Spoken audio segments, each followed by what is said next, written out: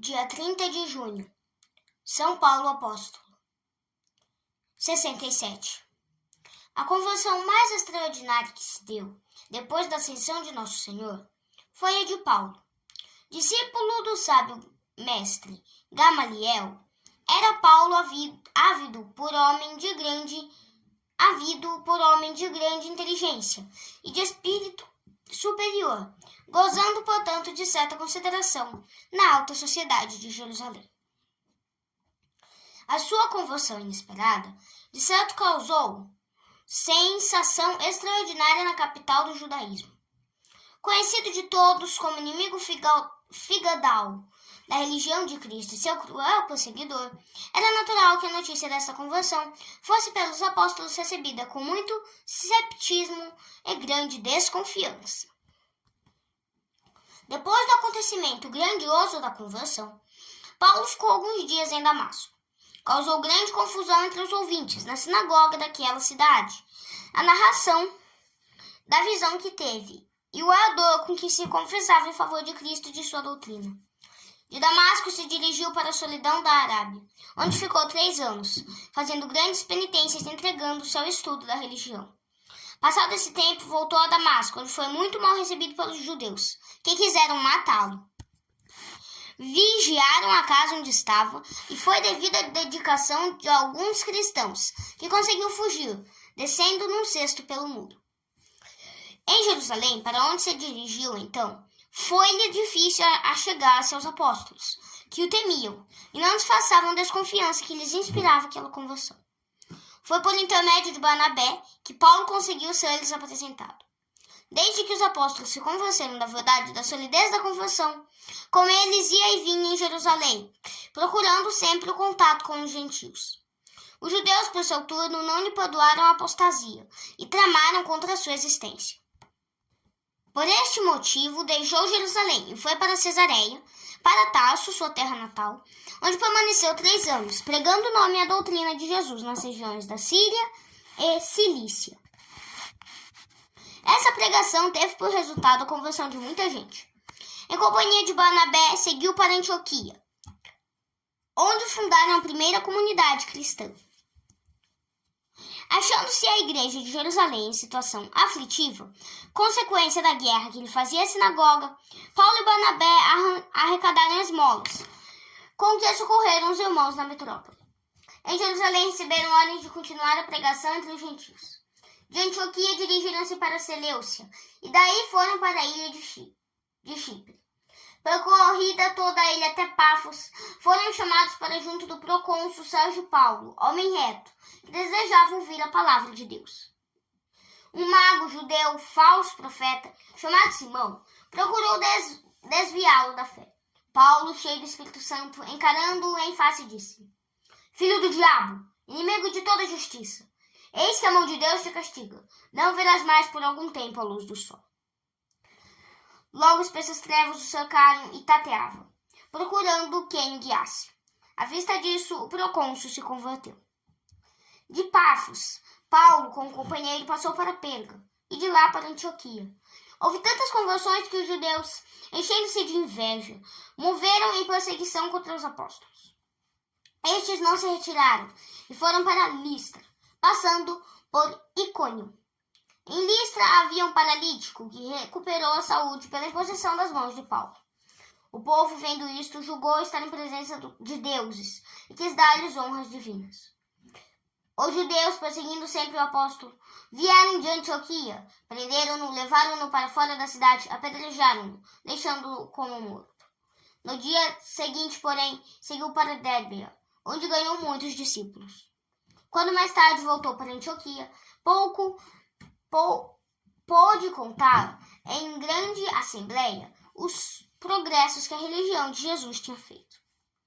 Surgiu entre os discípulos uma controvérsia sobre a aplicação da lei da circuncisão aos gentios recém-convertidos. Numa reunião que houve em Jerusalém, a qual compareceram também Paulo e Barnabé, foi decidido que os convertidos do paganismo não seriam obrigados à circuncisão. Fazendo de Antioquia ponto de partida, Paulo e Barnabé visitaram todas as cidades da Ásia Menor, porque tinham passado na primeira viagem. Em Troas teve Paulo uma visão. Em pé diante dele, um macedônio suplicava-lhe: passa a Macedônia e vem em nosso socorro. Paulo embarcou com Silas, Timóteo e Lucas para Filipos. Em Filipos libertou do demônio uma empregada, que, possessa do espírito divinatório, dava lucros avultados aos amos. Estes, vendo-se prejudicados nos interesses, levantaram o povo contra Paulo e Silas, arrastaram-nos diante do tribunal e disseram: estes homens põem desordem à nossa cidade. A autoridade mandou-os açoitar com varas, e metidos no cárcere foram presos ao tronco. À noite, um forte terremoto abalou a cidade toda. As portas da prisão abriram-se e as cadeias dos prisioneiros caíram. O carcereiro, estupefato e apavorado, fez-se batizar imediatamente, com toda a família. De Filipos, Paulo foi para Ânfimo, Apolônia, Tessalônica e Béria, e daí até Atenas. Em Atenas, Paulo pregou aos judeus na sinagoga, aos pagãos na praça pública. Convidado para falar ao Areópago, disse Paulo: cidadãos de Atenas, um dia destes, percorrendo a vossa cidade e considerando os objetos do vosso culto, notei, entre outros, um altar com a inscrição: ao Deus desconhecido. Aquele Deus a quem venerais, sem conhecê-lo, é o que vem anunciar-vos.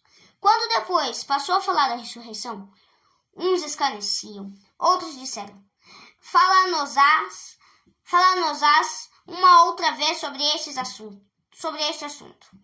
Houve algumas conversões, por exemplo, a de Dionísio, membro do Supremo Tribunal. De Atenas, Paulo foi para Corinto, onde pregou o evangelho durante 1 ano e 6 meses.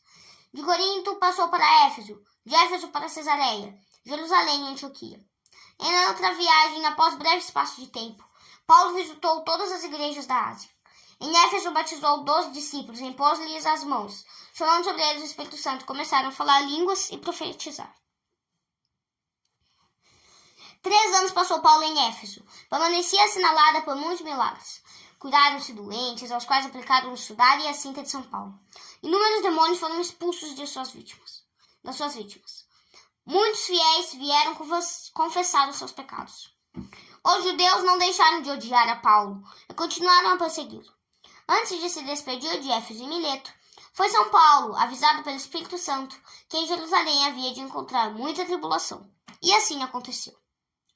Mal tinha chegado a Jerusalém, os judeus apoderaram-se dele e teriam-no matado, se o tribuno da corte romana não lhe tivesse arrebatado das mãos.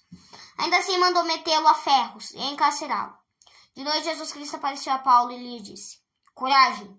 Como destes testemunho de mim em Jerusalém, o mesmo farás em Roma. Como os judeus insistissem na sua condenação, o tribunal romano mandou conduzi-lo de noite com uma escolta ao governador Félix, em Cesareia. Lá ficou 2 anos, até que Félix teve por sucessor a Festo. Os judeus pediram a este a transferência do prisioneiro para Jerusalém, pensando em matá-lo em viagem. Festo perguntou a Paulo: queres ser julgado em Jerusalém, no meu tribunal? Paulo respondeu: apelo para César. Festo: apelaste para César, diante de César comparecerás. Marcada a partida, Paulo tomou passagem no navio, com Lucas e muitos outros presos. A viagem foi penosíssima e o navio ancorou na ilha de Creta. Paulo aconselhou a passarem o inverno lá, mas essa opinião não teve apoio e continuaram a viagem. Uma grande tempestade no alto mar pôs em perigo a vida de todos, e só depois de 15 dias, cheios de aflições, abordaram a ilha de Malta. O navio despedaçou-se como predissera Paulo, mas os passageiros, em número de 276, chegaram à praia sãos e salvos. Durante os 3 meses de parada na ilha de Malta, Paulo curou muitos doentes dos insulares, que lhe fizeram honrosas manifestações.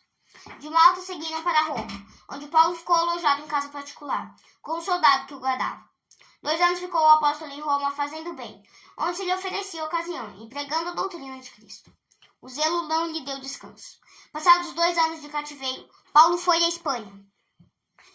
De lá voltou ao Oriente, onde visitou as igrejas de Éfeso, de Creta, de Macedônia e de Mileto.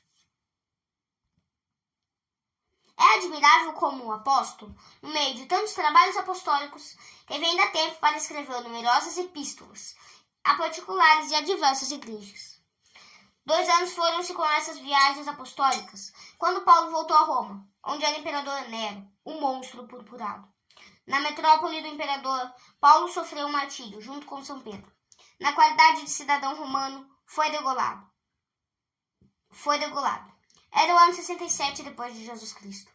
Uma parte das relíquias de São Paulo descansa na Basílica de São Pedro, ao lado das relíquias do Príncipe dos Apóstolos.